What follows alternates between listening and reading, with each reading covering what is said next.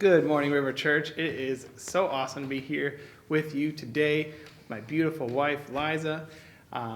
We're excited to just kind of build off of what I preached on Sunday, talking about God's power and how we see God and the tension of the reality of who God is and why that's like an important part of our understanding of our life, of our relationship with God, because if we're trying to figure it out, it's just not going to go well.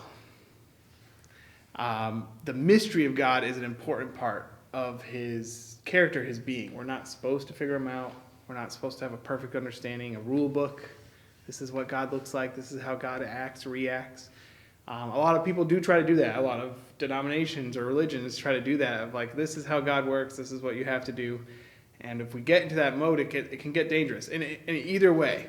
And so I think there's been swings in the church culture of seeing God as either a Lord who rules and maybe punishes, to, I think we've kind of swung back to like he's a good father who loves us no matter what. And that's really important to understand. But there is still a tension there, and he's not just one thing. Both are true. Both are true.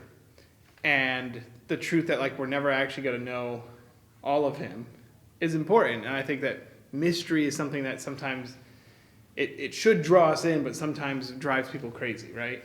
I think that like if you sat with why it's so important for you to figure out and nail down the aspects of God, you'd probably find a little bit of control and a little bit of fear.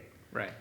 And so I think that if you actually spend more time with the Lord and lean into, like he was saying, a real relationship, that kind of fades away. It's not that God's goal is to keep you in illusions. It's not that his goal is to forever be mysterious.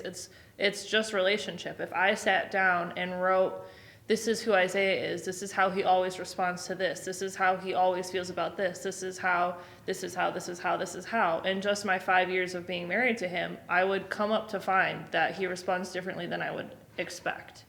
Not because he's doing something like under the surface, but because he's a person.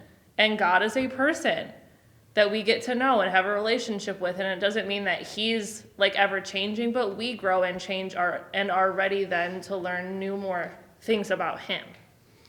Right, and the relationship is so important. Like you were saying, if you did that with someone and said, no, this is who you are, that would probably be kind of offensive, right? To me, if she was like, no, this is who I think you are. And I'm like, well, I don't think I'm that way.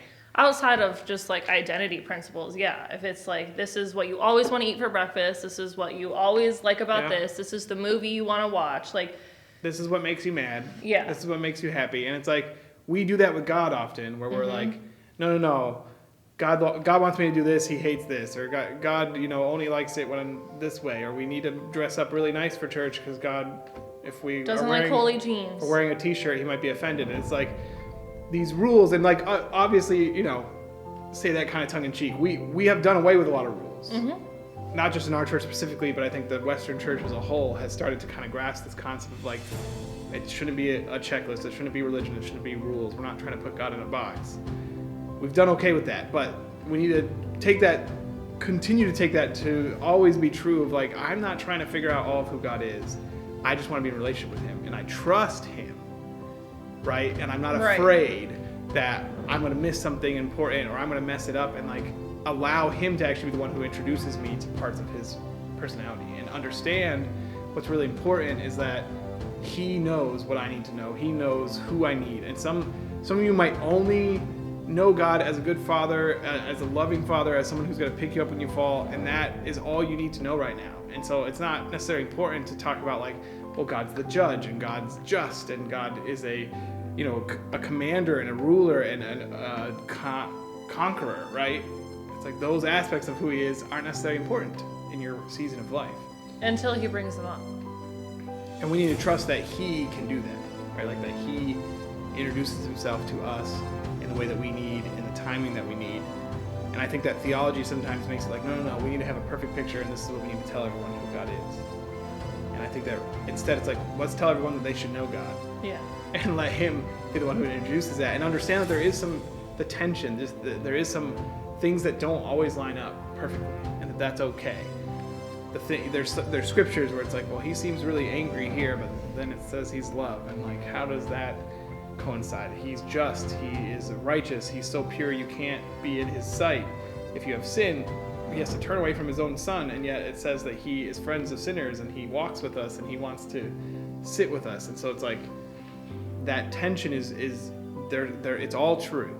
There isn't lies about who God is and truth. It's like that the word is true. And so to understand that like we don't necessarily have a box for God, and that's okay.